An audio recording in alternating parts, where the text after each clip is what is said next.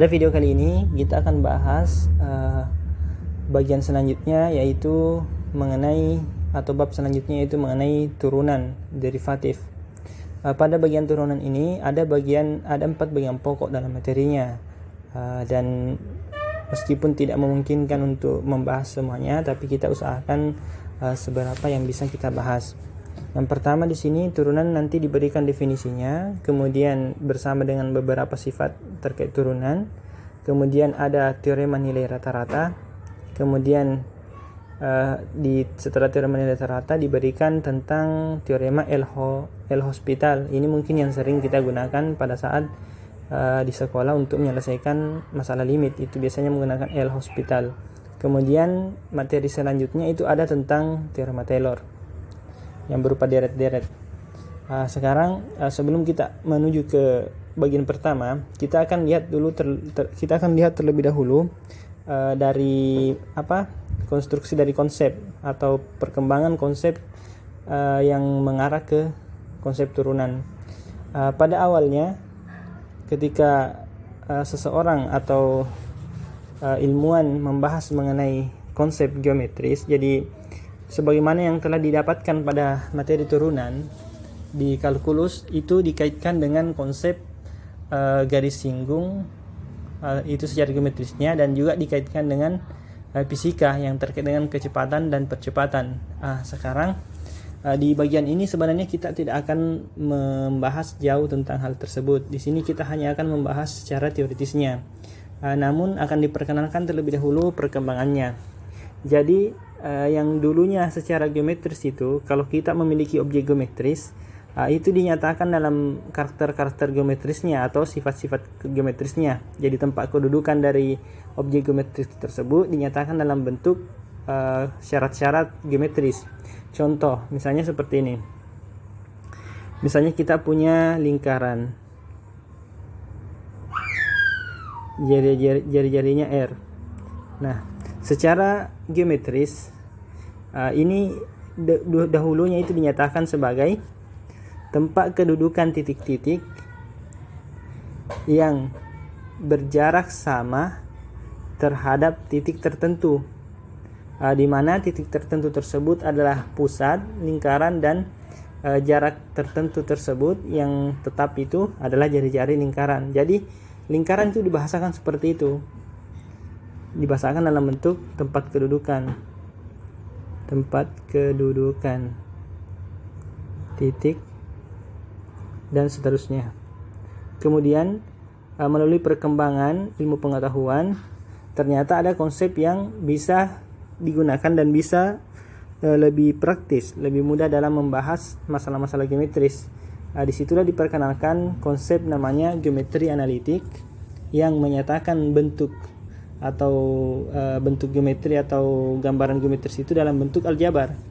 Contohnya lingkaran katakanlah, tentu di sini dibutuhkan wadahnya itu koordinat, katakanlah koordinat kartesius untuk lingkaran.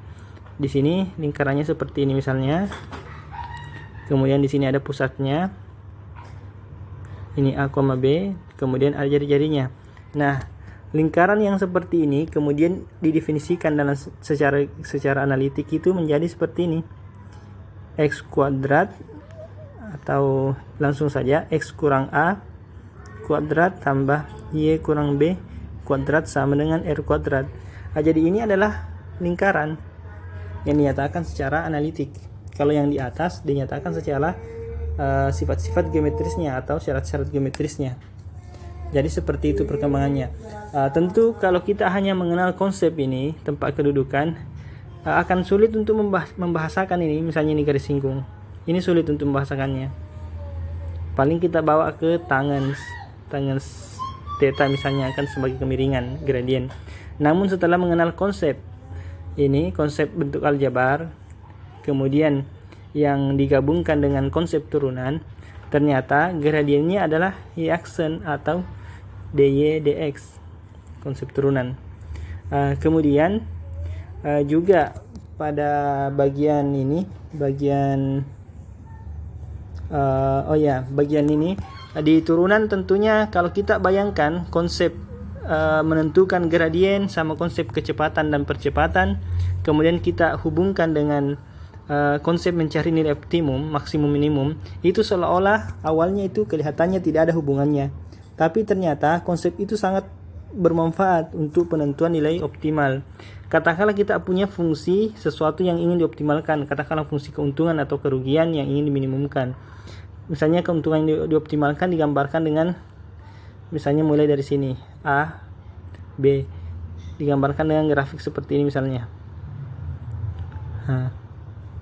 Ternyata masalah memaksimumkan ini akan mudah diselesaikan dengan konsep turunan. Mengapa?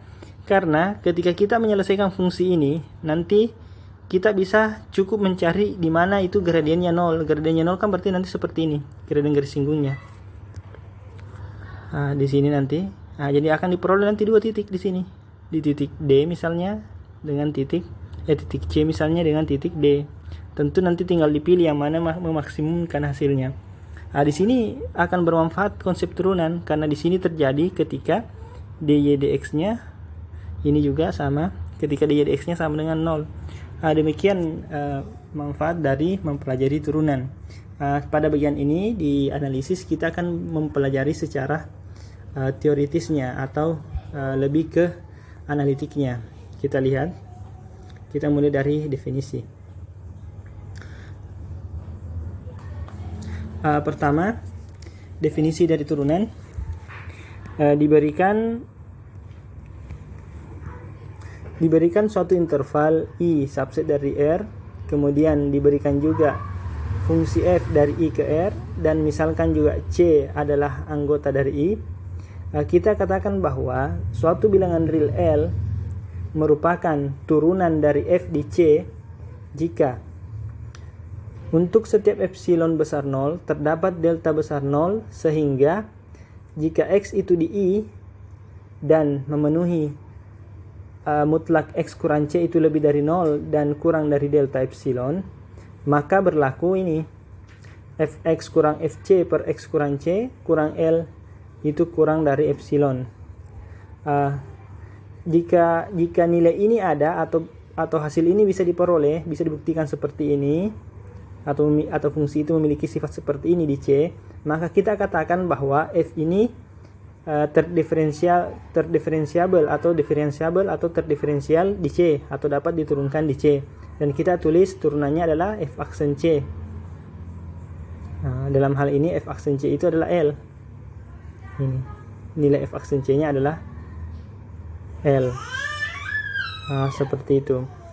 Kemudian kalau kita lihat definisi ini kan mirip dengan konsep limit. Makanya sebenarnya sederhananya kita bisa katakan bahwa turunan f di C itu adalah f aksen C sama dengan limit X menuju C dari fx kurang fc per X kurang C.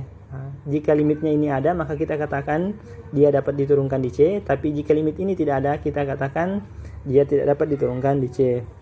Kemudian tentu nanti di sini ketika kita bicara interval, kita tetap juga mempertimbangkan ininya, titik ujung intervalnya. Jadi tetap dibicarakan. Meskipun nanti jadinya kan limit satu arah di situ. Seperti itu. Mungkin kita bisa masuk ke contoh terkait dengan konsep ini. Contohnya, tentukan turunan dari fungsi fx sama dengan s kuadrat di C elemen real. Sekarang untuk menentukan turunannya, maka kita lihat konsep yang di atas sebelumnya ini. Dikatakan turunannya ada kalau limit X menuju C, fx kurang fc per X kurang C itu ada. Jika kita perhatikan bentuk ini, jika kita hanya ingin menentukan turunannya, maka kita cukup menuliskan begini. F aksen C itu secara definisi adalah limit X menuju C fx kurang fc per X kurang C sama dengan limit X menuju C dari fs nya kan X kuadrat, ini C kuadrat per X kurang C, sehingga diperoleh limit X menuju C ini jadinya X kurang C dikali X tambah C per X kurang C, sehingga X kurang C per X kurang C kan 1, karena kita bicara limit di sini. Ini jadinya limit X menuju C dari X tambah C. Hasilnya adalah 2C. Sehingga kita peroleh F aksen C sama dengan 2C. Tentu ini kita bicaranya turunan F di satu titik C.